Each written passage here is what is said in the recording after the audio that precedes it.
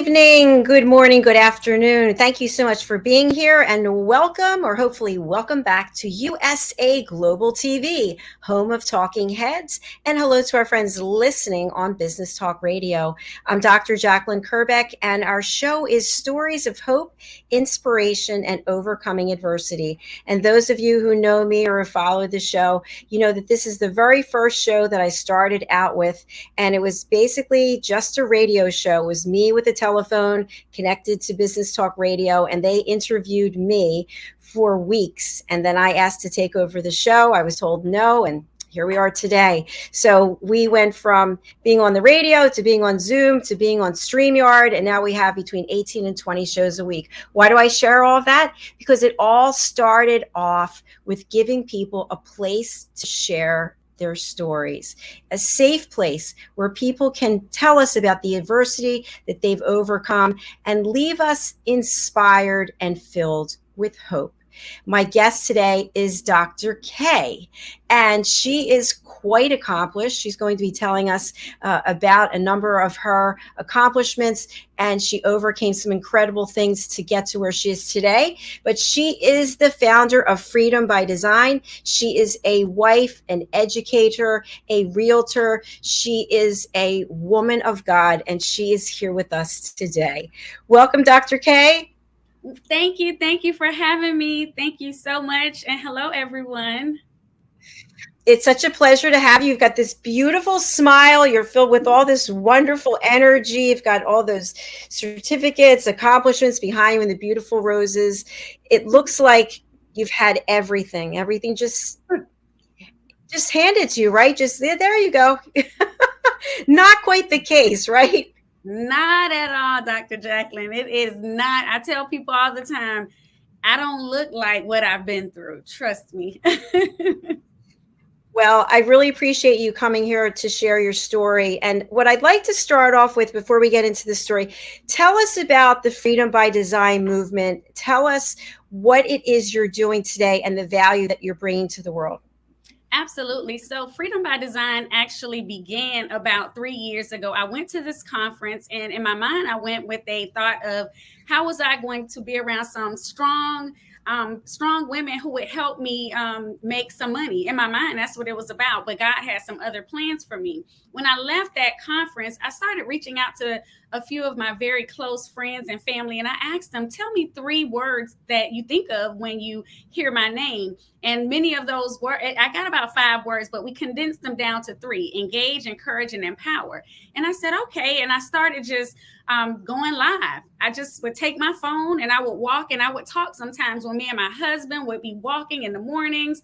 And that those talks actually changed or transitioned into a ministry where every Monday, Wednesday, and Friday, I go live on Facebook and YouTube. And I do just what I said. I engage, I encourage, and I empower. I allow the Holy Spirit to work through me to reach other people. I am honest, open, transparent about my life. I put myself out there because I know that there's somebody that's looking and saying, how can I do it? And I know if I was able to do it, then they can. So Freedom by Design is about being true to who you are and allowing God to actually work through you, releasing all of your control, releasing everything, complete surrender to Him so that He can show us all of the mighty wonders that He can truly do through our lives, not what we can do on our own. Yes, that is beautiful. I love that. Thank you. And by the way, there's plenty of other people who are loving it as well. Let's take a look at some of the comments that we have. Hello to everyone. Okay, we've got over on YouTube, BC Writes with a heart. And hey back. And we've got also on YouTube, Tish Mills. I am so excited to hear what the Lord is going to pour out through you, Dr. K. Yes. And over on Facebook, we've got Avril. How do you say Avril's last name? Ocillian Similian, and it's her birthday. So happy birthday, Avril. Happy birthday. Yay. Thank you so much for watching. And also on YouTube, how do you say this person's name? Shinita? Yes. Shinita, beautiful. As are you. Okay. So now that we know what you're doing today, let's hear about the journey. Let's hear where it started. You were just sharing some things with me backstage, and I was kind of like, oh my gosh, wow. I just start wherever you want with the adversity piece, please. Absolutely. So, if I may, Dr. Jacalyn, let me just read a little bit of my introduction. It starts off in my book, Exposed, Broken Crayon Still Colored. We have so many ideas about what we think our lives should resemble. Some of our ideas are realistic and some are far from the reality in which we actually live. When I reflect on my life, I know by all accounts that I'm not supposed to be here. All of the statistics were stacked against me. I'm a product of a teenage pregnancy. I grew up in what society says was a dysfunctional family by many accounts, and I took everything that I knew out into the world. I tried it and I tested countless times. And you see, I had to be broken, shattered, damaged before I can truly realize where my help originated. I needed that time and those obstacles in life to understand that God had a greater purpose for my life that superseded anything that I ever imagined. You see, Dr. Jacalyn, I started out, I live now in Atlanta, Georgia, but I'm from Miami, born and raised. And I grew up in a home where there was about 11 of us at any given time. My mom and my dad were both 16 when they had me. So I lived with my grandparents, my uncles, and some cousins. So we had a lot of family coming in and out. With that being said, we all had to share everything. It looked different. I spent a lot of my days as I was growing up envying other people, looking at my friends who had two-parent homes and wondering, what that was like, and seeing people be able to go and do things where we didn't have necessarily the financial means to do it. My mom gave us what we needed, not always what we wanted. So in going through that, I grew up and I was like, you know what? I see what I want. I see what I don't want to be. Again, my mom was a great example of working hard and being resilient, but my father on the other side, he was an absent father. He dealt with substance abuse. He dealt with all of the things that were not good about Miami. And I was that little girl sitting on the couch waiting on my dad. Although my mom, my uncles, and my grandparents, they gave me all the love they could, I still yearned for something, which left a void in my life from the time that I was a little girl until I was a grown woman. And that void caused me to make some bad decisions, but God was there the whole time guiding me through. And through that, I'm like, you know what? I learned, and I'm almost 47, next month, but it took me so long to realize that, all of these things that I thought were negatives, they actually made me the woman who I am today. So I'm super excited about that. I'm excited about the trials, the tests, the testimonies, the different relationships that I was in when I found myself out there looking for that thing that I didn't have, looking for my father's love. I started to seek it in different places, but I never was able to find it until I truly surrendered myself to God. Wow, that is beautiful. I love that. We've got some more comments, by the way. Let's see. Love you, Dr. K. And yes, hi, Roxanne Dixon. Hi, Dr. K. So you clearly are inspiring so many people, and you've got tremendous energy and that passion.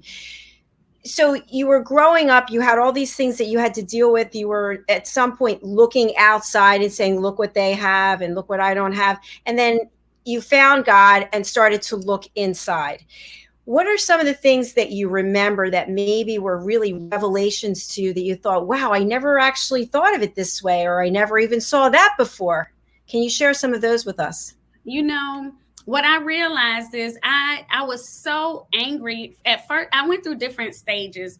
A lot of who I was as a woman, as I was matriculating through life, dealt with that relationship and the abandonment issues that I had from my father not being there. A few years ago, actually in 2016, my father was actually killed in a hit and run accident. And it's the unfortunate piece is that it was only about that time did I realize like everything that had actually happened. And living in Miami, I would have never moved from Miami. Hurricane Katrina, believe it or not, my namesake, actually forced me to move to Atlanta. My house was flooded. And I was like, okay, I think I'm going to move. And then I said, maybe not. And then 30 days later, Hurricane Norma. So I was flooded by Katrina. Then my roof was damaged by Norma. And I know it was God saying, if you're not going to go, I'm going to make you go. You already have done everything that I've needed you to do here. You can't sit in your comfort zone. You can't wallow in your situation. You can't be the victim anymore. No more pity parties. It's time for you to stand up. And I'm like, okay, I'm going to do this on my own. But what about all of those people who were supposed to be there to support me? God said, I've given you everything you needed. You're going to have to go. And I ended up transitioning to Atlanta. Me and my son. It was just he and I. We came, and actually my cousin, she stayed with us about a month, but she went back. But through that, I started having a better relationship with my father. He had gotten out of prison. We were able to kind of pen pal, but it was still some resentment in my heart because I felt like, I went through all of these things in my life, and my life would have been different had he been there. But what God was showing me is that he was there all along.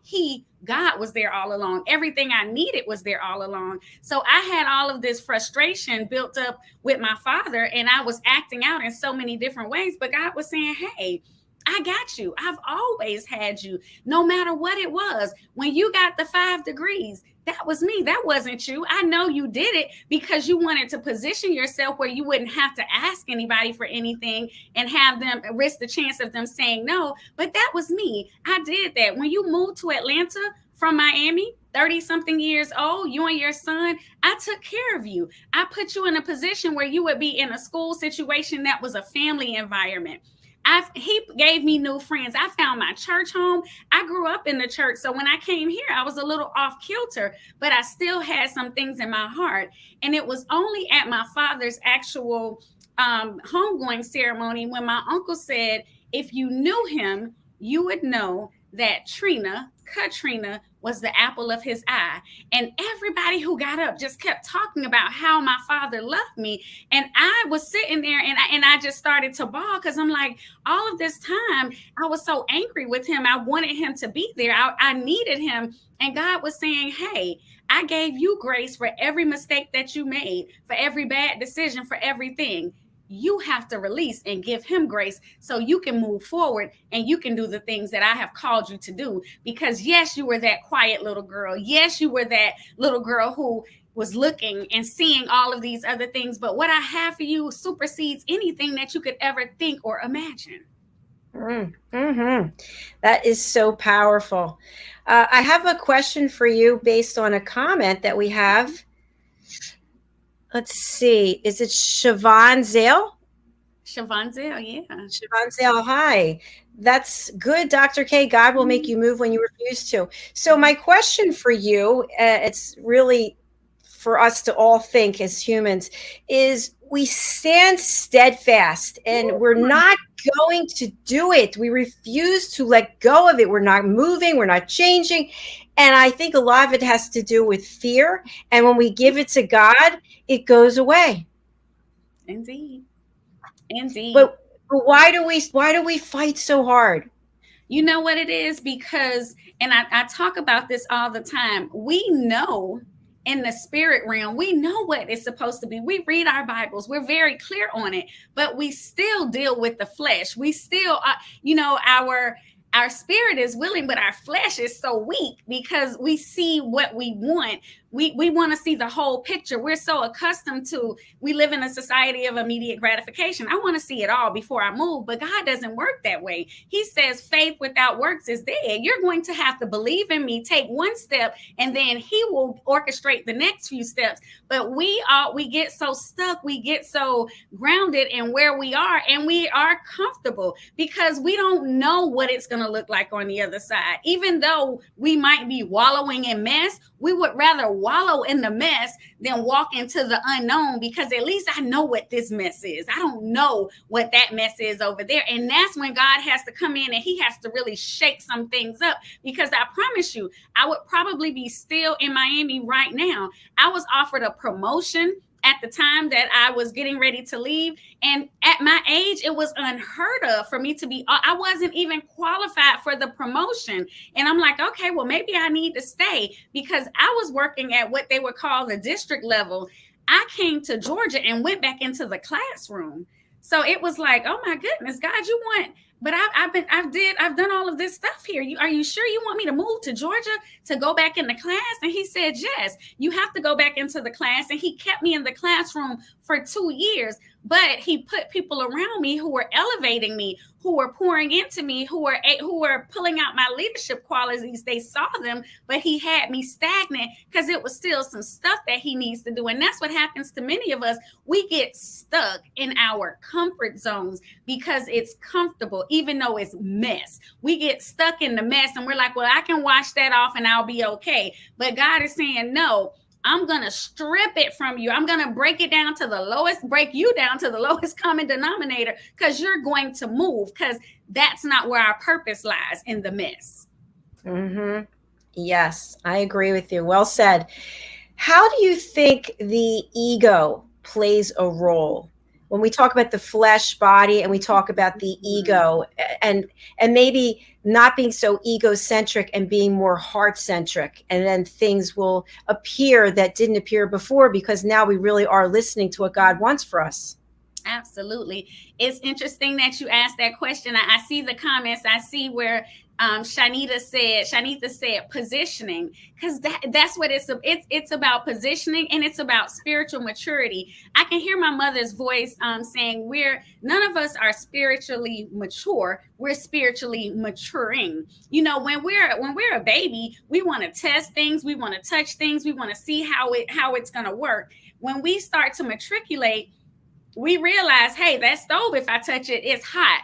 But and then when we start getting older, it's like, okay, well, I know what that's going to be like. I know what that's going to do. I'll do this and I can get that. And God is saying, you don't know, because I'm the ultimate authority. I am the one who can change it. Even when it looks like a thing, when you know what's supposed to happen in that situation, he can move it. And I've seen him move in my life and in the lives of countless others, that it makes it say, well, I'm going to show you, since you think you're the ultimate authority, let me break you all the way down. And that brings me, Dr. Jacalyn, to my book. My book was titled Exposed.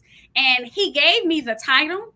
And I was like, oh, God, I'm ready. I got so many people that I'm ready to expose. Let's get it going. And God was like, no, this is not what that's about. I'm like, well, yeah, because I had it hard, and it was difficult for me, and I had to fight for everything, and nobody paid for me to go to school, and nobody did this, and nobody helped me buy my first house, and he listened to me. And then he said, you know what? The book is titled Exposed, but the book is not about you exposing other people. The book says revealed in his presence. So I was revealed in his presence. And it was a difficult thing to look at when you talk about ego, because he had to show me who I was. And looking in the mirror of self-reflection, it's a difficult thing. It's easy for us to talk about other people and tell them what they need to do and how they need to change and how they need to shift, and if it was you, what you would do. But it's difficult when we have to look, and he strips us down into our bare form, and we're standing there naked, and we got to look at us and say, oh my God, did I say that? Is that who I was? Did I act that way? Did I behave that way? And he's like, absolutely, yes. He'll get rid of the ego. He'll show us who's in charge, because he is definitely large and in charge. Great points. And it is after we do take a look back and see how we were, who we were, it is startling that we couldn't see it before. We couldn't see it. So we are going to take a quick break and hear from some of our sponsors. There's so much more to talk about. When we come back, we're going to be leaving everybody uplifted. We're going to be talking hope and inspiration. And the comments keep pouring in. Thank you, everybody. I love your fan club. It's fantastic. So we're going to take a quick break and stay with us here on USA Global TV and Business Talk Radio. Hey everybody, my name is Ralph Graves Jr. I'm the host of the Ralph Graves Jr. Show, and I want to invite you to pick up my book, Unstoppable. I wrote a book called Unstoppable. It's 7 universal laws that will transform how you pursue and achieve success. The one thing that my 20 years of law enforcement has taught me is that no matter who you are, we are all governed by universal laws, like gravity. But in this book, we're going to talk about laws like the law of forgiveness, laws like the law of control, the law of intelligent practice, the law of expectancy. I was able to see how those, no matter what their background was, those who identified and treated these laws with respect, they were able to go on and lead successful lives. So pick up this book, and you can go ahead and pick it up at Amazon.com, BarnesandNoble.com, RalphGravesJr.com, where anywhere where fine books are sold. Thank you. There are 7.7 billion people on Earth today. 40% of these people are under the age of 25. Young adults are the most fertile mission field in the world today. In Scripture, we see Jesus pouring his life into 12 young adults who he equipped to change the world and all of history. Like Jesus, we believe that the best approach to reach the world with the gospel is to invest in young, emerging leaders and equip them to build disciple-making movements. Concentric is the notion of surrounding and sharing a common center. Our center is the model and strategy of Jesus for both leadership development and ministry formation. As a global alliance, we provide equipping in biblical leadership based on Jesus' example in the New Testament. Jesus modeled for us how to make disciples that reproduce. Focusing on leadership development is key to creating movements that spread the gospel and Jesus' disciple-making strategy to young leaders around the globe. Our Ministry Alliance partners are actively equipping leaders and building movements of multiplication that reproduce the life of Christ. Join us today to equip young leaders with Jesus' strategy that will change cities and nations.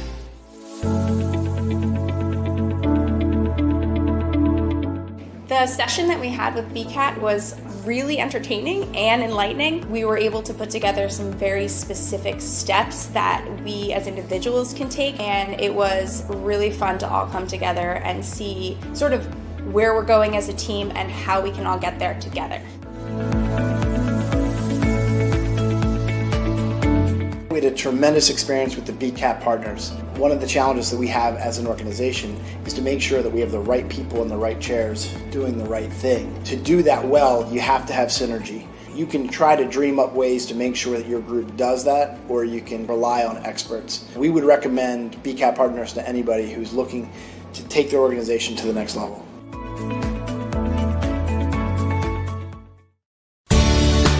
Academy Sedan and Limo is a full-service transportation company serving the Philadelphia metropolitan area with full knowledge of the New York City, Baltimore, and Washington, D.C. areas. We pride ourselves on being the most dependable, conscientious company in the industry. Our always on-time service and dependable pricing make us the company to call for any event or occasion.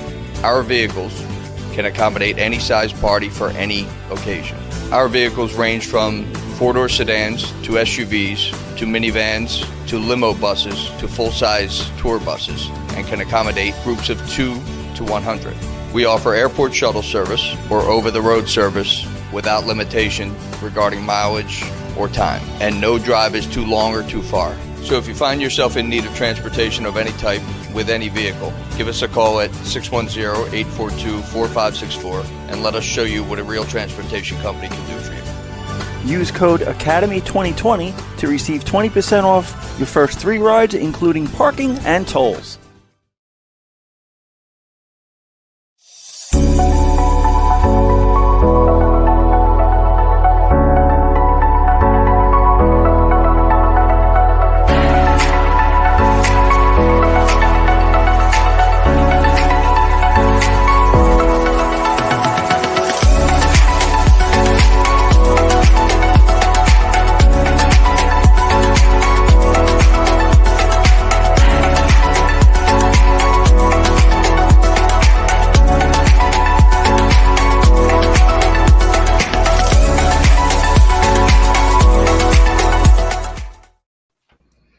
Hello and welcome back to USA Global TV, home of Talking Heads, and welcome to our friends listening on Business Talk Radio out of New York. Our show is stories of hope, inspiration, and overcoming adversity. And my guest is Dr. K. Dr. K, welcome back to the program. Thank you. Dr. Jacalyn, thank you so much for having me. I'm so excited. I am truly enjoying myself on this afternoon. I am enjoying having you here as well. And I love all of the participation from the audience. So thank you so much. So in our first segment, we were talking about the Freedom by Design movement. We were talking about the adversity and the challenge that you've faced in your life. And you're a woman of God. You're an author, you're a realtor, and you just have so much positive energy. It's just actually making me feel like I should go run 10 miles. So thank you for that. So, Dr. K, I want to turn to the inspiration, the hope, the people getting out of their own way, realizing that there's something larger out there, that if they just put their life in God's hands, if they just ask for him to show the way might not be exactly the way you want it to be, but it is the way that you were meant to go, the way that you're meant to be. So you've got your book there also, so I hope that you'll read for us from there. But so let's talk about now, how do you inspire so many people? I already know the answer, but let's hear it directly from you. So what I do every week, Monday, Wednesday, and Friday, I go live and I share a inspirational word. And that word is downloaded fresh every day. I don't script it out or anything. On Mondays, we do Motivational Monday. On Wednesday, we do Wisdom Wednesday, where we invite someone to come and share their story. And again, no part of it is scripted. We're talking and having an intimate conversation. And I say other people just get to eavesdrop on it. Stories of overcoming and just understanding, hey, everybody might look polished on the outside, but it was a struggle. It was a fight for it. So understanding that part. And on Fridays are Freedom Friday. So that's when we just let it all out. But, as I'm sitting here and I'm thinking, and I was looking in the comments also, Dr. Jacalyn, and I saw as BC Wright was, she noted, God can't expand our territory while we're standing in Egypt. We have to go where we're told. And, as I sit here and I think about that, a lot of us get stuck in that. And those are some of the things that I talk about on a weekly basis. Like I talk about faith without action and all of those different things. Like, where are we right now? What is God calling us to do? And how can we do it without getting ourselves in the way? We have to move.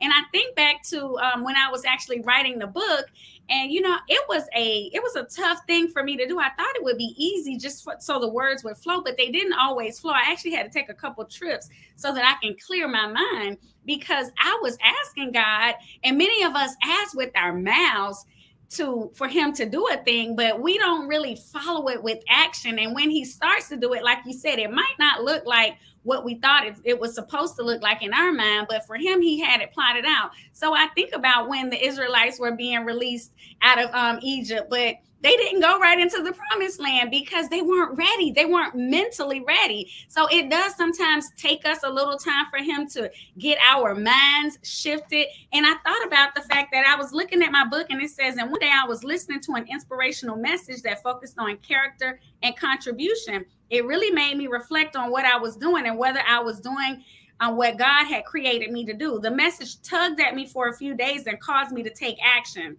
I started working on my brand. I started reaching out to people because I realized Freedom by Design wasn't about t-shirts. It wasn't about a slogan. It wasn't about just those things. It was about really being able to reach people at their core. It was about really being able to surrender myself and not just talk about it today and then be something else on tomorrow, but to truly give myself to the world, give myself to God so that he can use me the way he wants to, but be obedient and disciplined in those things that he has called for me to do. So when I sit and I think about it, I'm like, the inspiration, I really get inspired by the people who attend the Motivational Mondays, the Wisdom Wednesday, Freedom Friday, when they put their information in the chat. When I get those text messages that say, I read your book and I couldn't put it down. It was so much of me in it. And thank you so much for letting me see. When I take pictures and show a picture of me, not all dressed up, but just as I am. So when they see the other side, they have a basis of comparison and they can understand, like, God, he picked me up and he dusted me off and he polished me up. he did this, because otherwise I would be still sitting in sin. I would be still sitting in a mess. But he said, I have something else for you. And if he can do it for me, then he can do it for somebody else. And that's where the whole inspiration piece comes in, because I don't want anybody that I come in contact with to be left the same. They should be different. They should see his light through me. Something that I said, something that I did, the way that I act, or even just greeted them, or, or made them feel. It should be different. It shouldn't be business as usual when we're coming in contact to people, if that makes sense. Yes, that makes perfect sense. And I just want to address something. Someone on Facebook said that they can't hear you, but I can hear you just fine. And so I'm not sure what's going on there. But Pamela, thank you for letting us know. The one thing I really like about you, Dr. K, is you're very authentic. You're very authentic. You're very passionate. You're very transparent. And I'd like to turn the show over to helping other people find their authenticity, helping other people become transparent. And it's very difficult for people to do this. What do you think the reasons are? Because we have to look at ourselves. Again, I can say, my dad wasn't everything he needed to be, so that's why I am. Yes, that did happen, but that's not why I am who I am. That's just a small part of it. When we look at when we have to self-reflect, and that was one of the hardest things that I had to learn to do, was to own my stuff. Everybody enjoys being the victim, because then they can talk about other people and we don't have to own the stuff that we have to do for ourselves. But if we truly want to impact change within us, we have to be able to be self-reflective. We have to really step back and take account for our own actions and really look at it and say, hey, okay, I talked to God. I told him I wanted him to use me. But when he gets ready to use me and push me out in front of people, I can't say that I don't want to talk. When I told him that he can use me the way that he sees fit, I can't say that I want to be in a situation to help others when I don't know how to talk to my husband, when I treat my son inappropriately, or when if I'm being disrespectful to my mother. That doesn't work. You have to make sure you're looking in the mirror. So as I come up and I'm speaking on Monday, Wednesday, and Friday, I tell people all the time, sometimes the message is for them, sometimes it's for me, because he has a way of gently correcting us in what we're doing. So we want to make sure, as easy as it is for us to talk about other people and say what's wrong with them, time is, for me in my life, time is out for that. It's time for us to do a self-analysis. If that thing that's going on with another person is so bad, what can I do to help them? That's the kind of vein that we have to start looking at. And we have to look at, even when we have been the victim in a situation. And there are so many who have truly been hurt and experienced some hurt. But on the other side of hurt is where our power is. We have to take that power back from whoever it was that might have victimized us, whoever it was that might have hurt us. We got to take the power back and walk in God's boldness, because he didn't call us to shrink back. He didn't call us to have fear, anxiety, or doubt. No, he said that we're joint heirs to the kingdom. We got to walk with boldness and in expectancy. I just talked this morning about Ephesians, 3:20 and 21. Now unto him who is able to do exceedingly abundantly above all I could ever ask or think, according to his power that works in us. So we have his power, so we don't have to shrink back. We don't have to continue to be a victim. We are victors through him. It doesn't matter what we've been through. That was just something to give us a little more strength for where we're going. And the places that we'll go for him, oh my goodness, they'll be amazing. They'll be beautiful. People will wonder, how did that little girl all the way from Richmond Heights, Florida, end up doing X, Y, and Z? Oh, it wasn't her. It's the God that's all in and through me. It's him that he's using me and walking through me. So that right there, Dr. Jacalyn, gets me super excited. Amen to that. It's fantastic. And more comments keep coming in. So Dr. K, I just want to ask you to to listen to this scenario, something that recently happened, because I think it'll be helpful for people. So I've met a lot of wonderful people in Clubhouse, wonderful people, but I went off of Clubhouse for a while. I don't know, a few months, and I went back on the other day. It was in the evening. I went into, I'm not going to say what room, it doesn't matter. And the room was highly charged. People were yelling and screaming at each other and cutting people off. And I thought to myself, why are we judging each other? Why can't people just be able to express how they feel without us judging them, so that we can express how we feel without being judged? So what do you think God wants for us in terms of judging or not judging? You know what? The first thing that popped into my mind as you were saying that is, hurt people want to hurt people. People who are experiencing pain, people who are suffering, people whose voices in other platforms or situations in their home might not be able to be heard. They use those situations to come out and antagonize, to lash out at people because they're hurting. You know, what would God want us to do? God says he wants us to love our neighbor as we love ourselves. You know, he wants us to be able to forgive. And, you know, we'll ask, how many times do I have to forgive them, Lord? Well, you keep going as often as I've forgiven you, because everybody doesn't know all the things that you have done, but he does. Everybody doesn't know that you're not perfect. Everybody doesn't know what you look like behind the facade, but God knows what we look like naked and exposed. So we have to be mindful and careful of that. We all have an opinion based on our experiences, based on where we've come from, based on even where we are in a certain situation in time. But we got to be careful how we move and how we treat other people, because you never know what one little word, how one little word can incite something in somebody and they go way off to the left. He's calling us to be able to bring his people in to the kingdom. And guess what? That means we're going to have to go in some places that don't look like what we want it to look like. That means we're not just going into the church. We're not just going into places where we can be dressed up and look cute and look fly. We're going to have to go into some dark places. We're going to have to go into some dirty places. We're going to have to listen to some people. And we're going to then be able to, once we listen and we hear where they're coming from, then we'll be able to get that discernment and the wisdom from God, so we can speak the appropriate words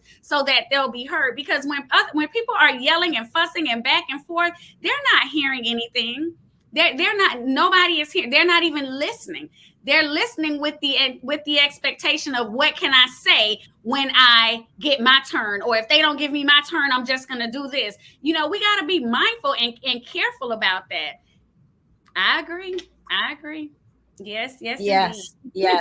And one thing I just want to share with our audience is that we're here to educate and to help lift each other up, help support one another. So I'm a big advocate for people who want to learn how to listen, because I think when you learn how to listen with an open mind, without judging, without trying to wait until the second the person stops talking, that you jump in with whatever it is you have to say. I've been waiting this whole time, if she just stops so I can jump in. No, we have to really listen to each other, because I believe that's what God wants for us, so that we can have unity instead of always finding reasons to disagree. That you said something so powerful that actually did not come into my mind until you said it. But maybe many of those people who are in that room, they're not being heard at home. No. And so they're now like, let me take this anger out. Mm-hmm. Let me put it on someone else. But I think it's our job to lift people up and support them. And yes, there absolutely is a difference from hearing and listening. That's one of the things that I actually that I actually teach on. I have a whole seminar on the power of listening, but not to digress. So this has been really powerful. And now I'd like to move into the hope piece, because you represent everything about inspiration and hope. And as we approach the holiday season here in the United States, Thanksgiving is coming up. There's so much to be grateful for. Just a quick share. Yesterday, I took some food and clothing to a food bank, and I was driving there, and I'm in New Jersey. It wasn't that far from me. And there were people lined up outside of this, what looks like a very nice neighborhood, so to speak. They were lined up waiting for food. And I thought, we're always talking about another country, another town, another city. Right here, probably in everywhere every one of us lives, people are homeless, people need food. And if we can help them find God, if we can find God and help others, I think that that's so important. Absolutely. When you said that, I think of so many of the people who I interact with that have their own, what is it? Gosh, help me think. Their own ministries, their own LLCs, and they do so much to help people. But it made me think about a lady, because I work in education in my day job, and it made me think about a teacher. She was coming to work every day, but she was hungry. There are so many people who are functioning, but it's like they're on the borderline of being evicted. They're trying to make sure that they can keep coming to work just so, hey, I can get a check so that maybe I can be able to do what I need to do. So we can't ever discount what's going on around us. And like you said, the holidays are coming. We have so much to be thankful and grateful for, but also the holidays are a time of sadness for some people. I know we just lost my uncle a couple of weeks ago. It's been about 3 weeks now, and he was like my father. And we're having Thanksgiving at his home. So, it's going to look different for us. It's going to feel different. Sometimes the holidays are triggers for people. So that's where we have to reach out and we have to pull some people in. If we're having these big, large events and, we have an abundance of food, don't worry if somebody takes a plate home. Don't worry if they take some extra. That's okay. It's not a problem. You want to be able to share. You want to be able to give abundantly, not just hoard everything and keep it to yourself, if that makes sense. So we want to be able to help and reach out and look for the signs. Sometimes it's the people who are right close to you. You got to see what's going on. Yes, yes, yes, yes. Let's read some of the comments. I'll leave it to you. Would you like to read some of them, since you know that these are your fans here? Absolutely. I see right here where Siobhan Zell, she was still on the be slow to speak and quick to listen. And then BC Wright said that it's right there. Talking louder doesn't mean you're being heard. Sometimes it just means you're being loud. So no one is listening. You're just louder. And that's a whole word. Shanita says, yes, Dr. Jacalyn, it's really sad that it's right in your face, yet being ignored. And it is right in our face on jobs that we have. And we don't pay attention. Sometimes people talk about like, oh, she wears the same thing over and over. Perhaps that's all she has. Or they smell funny. Perhaps the water's not working. Perhaps we have a deeper conversation and do something not where everybody has to know it's being done and embarrass the person, because we have to allow people to maintain their dignity. It's nothing wrong. I love Secret Santa. I love being a blessing in the quiet spaces. Everything doesn't require a picture. Everything doesn't require a post so that someone knows you did it. Do it gently. I remember sometimes going to work and I would go to Dunkin' Donuts to get a donut or something and pull up and I reach my debit card out to pay. And they're like, no, the car in front of you has already paid. And you're like, wait. And you couldn't pay attention because you were so busy doing what you were doing in your car. You don't even know what color the other car was. And you're like, you know what? Let me pay it forward. And now you're paying and not even worrying if they're buying enough donuts for a football team. You just cover it and you keep going. It's so true. It's so true. And I love what some of the people are writing here, because when you judge someone, you don't know what they're going through. I'll just give a personal share for those who don't know, but I have 3 autoimmune illnesses. One of them is ulcerative colitis, which is the dreaded bathroom disease. Mm-hmm. And people would always see me, she's all dressed up. She's this, she's that. Well, you don't know that I was literally crawling through the bathroom trying to make it there. And I didn't make it, and I lived with that for most of my life. Guys would make fun of me, wouldn't date me because they said I was disgusting. And so the point is, you never know what somebody's going through. So give them grace and think to yourself, what can I do to help? Absolutely. Absolutely. You said a mouthful when you said give them grace, because we expect it. We want it. We want his grace and mercy. And he shows up every morning and extends it to us, but we struggle to give it to other people, because we put them in this category or in this bottle, and we say that you have to be perfect to me when I'm less than perfect. How can I expect that? It's totally unfair. And again, that goes back to that self-reflection, looking in the mirror and seeing how I move versus looking through a window and seeing how someone else is moving. That's real different. It's hard. It's a journey. It is. And we're going to make mistakes along the way. And we just have to ask for his forgiveness and then do the next right thing for somebody else. That's what every day I just do my prayers. I say my affirmations, I meditate, and then what is it I can do today to help someone? So people are always reaching out, asking for this, that, or the other. And I always try to say yes. If I can say yes, I say yes. And it might be inconvenient. It might not be the right time, but I'm going to do it. If I can do it, if God gives me the strength to do it, I'm going to do it. Yes. You know what, Dr. Jacalyn, I see that comment from Siobhan Zell. She says, we become arrogant and forget where we come from at times. So true. So true. And that's the ego again, isn't it? That's it right there. That's it. Rearing its ugly head. Mm-hmm. So as we come to the end of the program, and we talked about this Thanksgiving here in the United States, and really every day is a great opportunity to practice Thanksgiving and be thankful. But Dr. K, you've shared so many wonderful, powerful tips today. What else can you share for people who don't have all of the materialistic things that we have? Like I just mentioned to the people waiting in line to get food, and they might not be able to, maybe just having a computer or phone to watch this program is a huge thing for them. How can they find God? How can they give thanks? How can they give grace?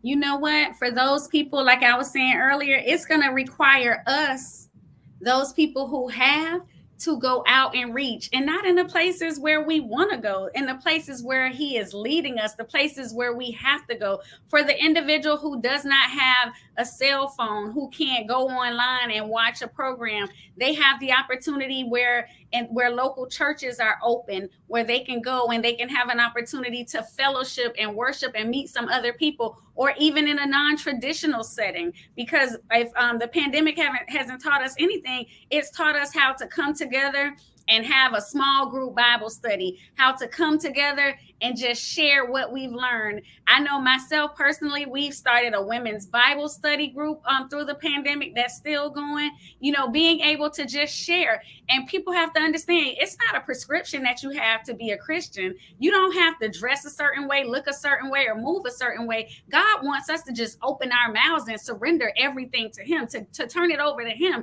just to say, Lord, I'm doing the best that I can. I need you to help me and guide me. That's a prayer right there. Lord, show me what you want me to do. And it takes us having prayer time, meditating. And yes, it does get hard when things look funny, when our money is funny, when we're not eating the way that we need to.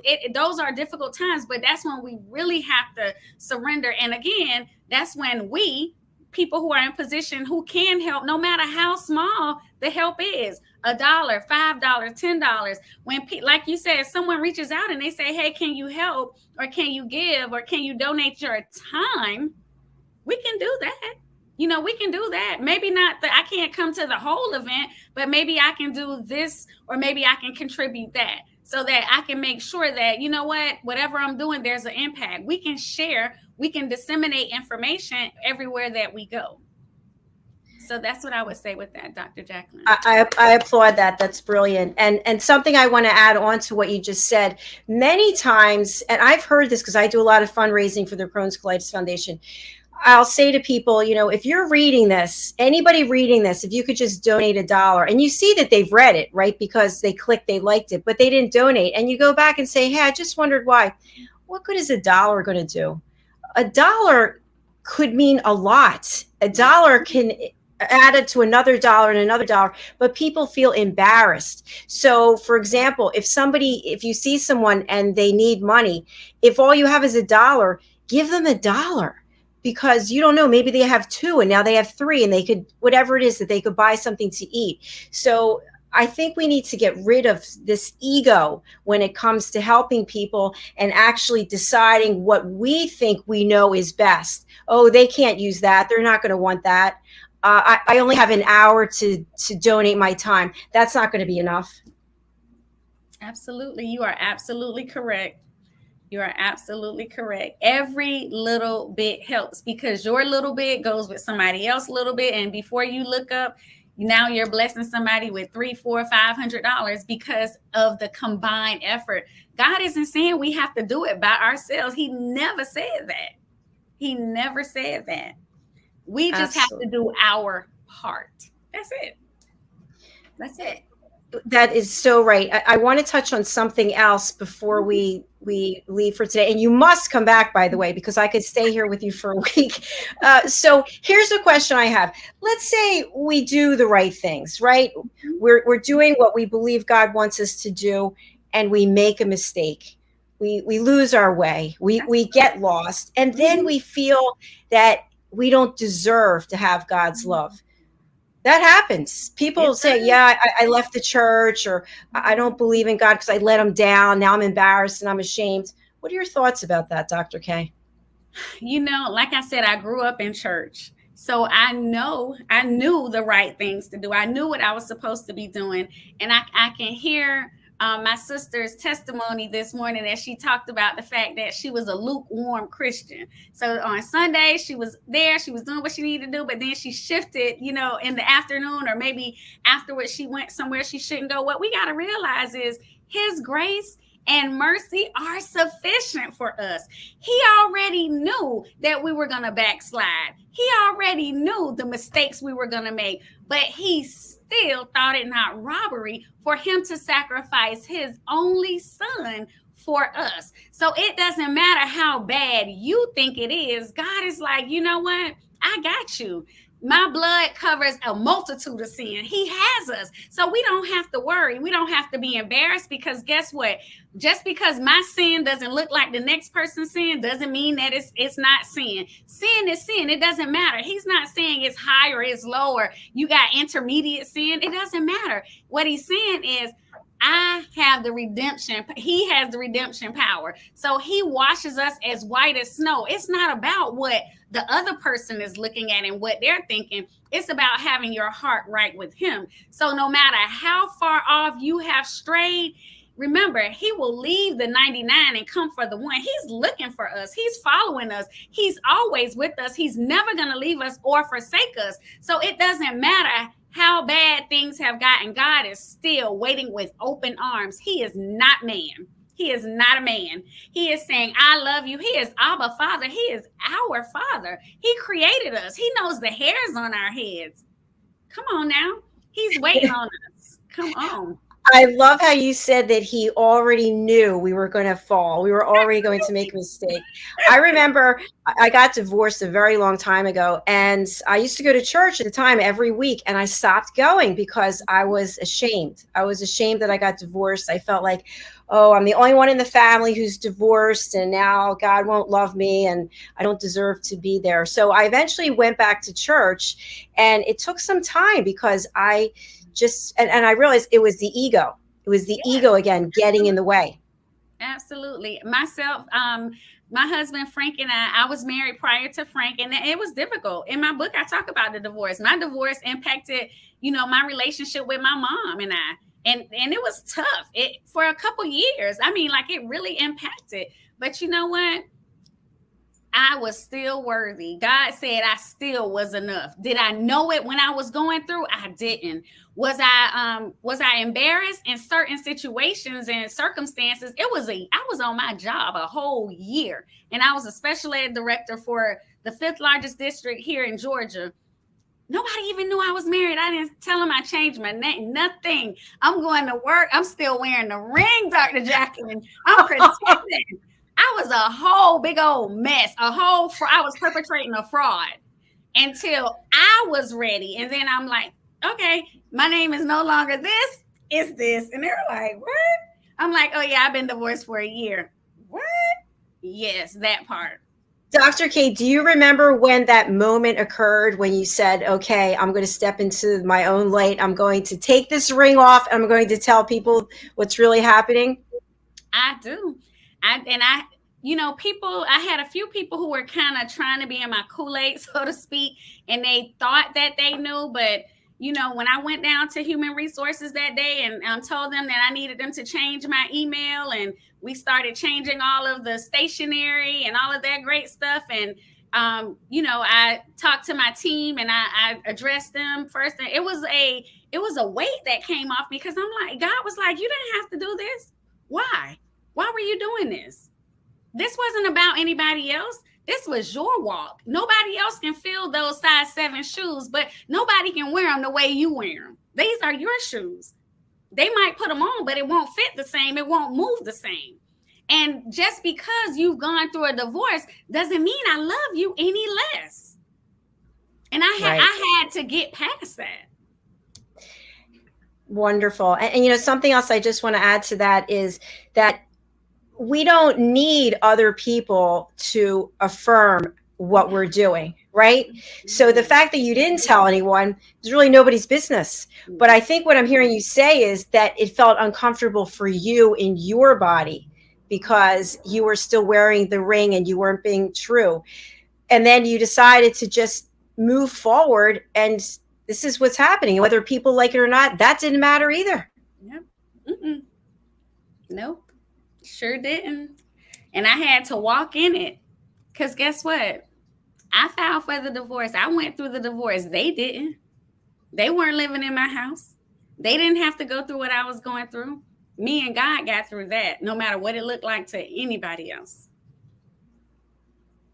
I hear you. When I got divorced, a lot of people took his side, and he ended up, some horrible things happened to him. And the people were like, oh, we never saw from your side. And I said, it doesn't matter if you saw from my side or his side.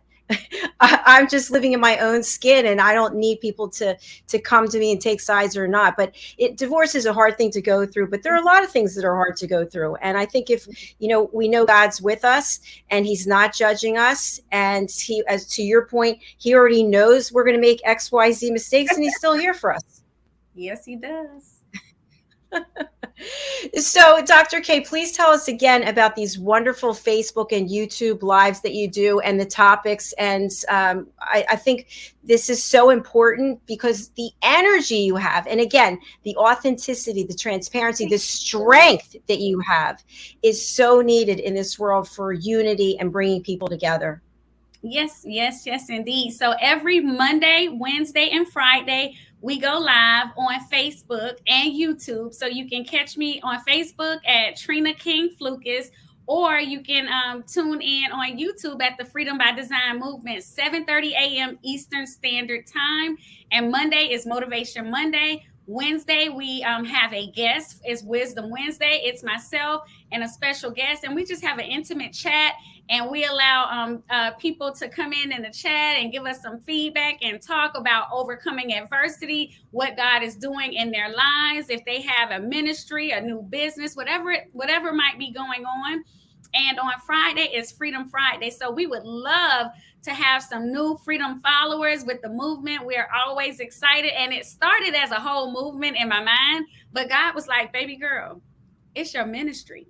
It took me a long time to even say that. But to God be the glory. So please join us Monday, Wednesday, and Friday for Motivation Monday, Wisdom Wednesday, Freedom Friday, 7:30 Eastern Standard Time. Thank you. And where can we find your book? And you can purchase the book on Amazon. And the book is called Exposed, Revealed in His Presence. Or you can buy it from our website, www.freedombydesign1.com. So you can get it on Amazon. That's Exposed. And it's Katrina King-Flucas. Or you can get it at our website, www.freedombydesign1.com. It has been an absolute pleasure meeting you and having you here today on this Friday, taking us into the weekends with all this positive energy. I love it. And thank you to everyone who's been commenting. It's fantastic. So thank you. Please do come back, whether it's on this show or another show. I feel like we should be doing some kind of collaboration. I don't know what it is yet, but I feel it's out there. Let's make it work. Yes. All right. Fantastic. Thank you again, Dr. K. Take care, Dr. Jacalyn. Bye-bye. Bye. We are going to close out our show today. And also, this is our 9th show today, which is a new record. We're going to close out the show with a wonderful music video. It was just launched today on this platform by Tony Moore. He is a singer-songwriter from the UK, and it's really an emotional song. I feel like there's a wonderful message in it. Tony produced the entire thing in one room of his home with a green screen. Everything you see are pictures.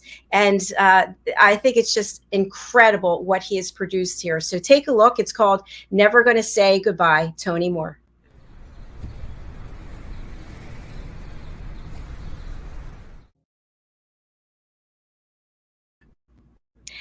I'm not going to say goodbye either. I'm going to say good night. God bless you. Have a wonderful weekend. I hope you have a fabulous holiday. We will be broadcasting next week. We'll be taking it on the road. So it's going to be our Thanksgiving broadcasting week of shows.